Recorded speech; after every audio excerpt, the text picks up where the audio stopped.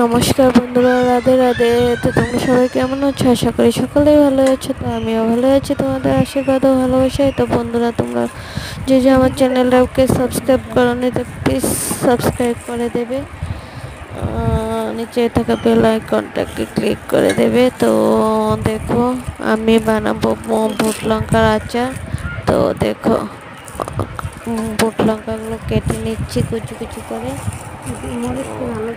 হাতে গ্লোভস লাগিয়ে নিয়েছি, নাহলে তো ভুট লঙ্কা তো জলে জানোই তোমরা। তো দেখো, অনেকগুলো আছে, ওগুলো আচার করব।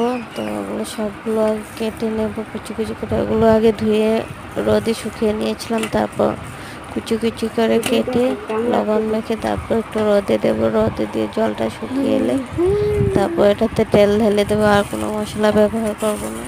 তো তোমরা কে কে ভুট লঙ্কার আচার খাও একটু কমেন্টে জানাবে।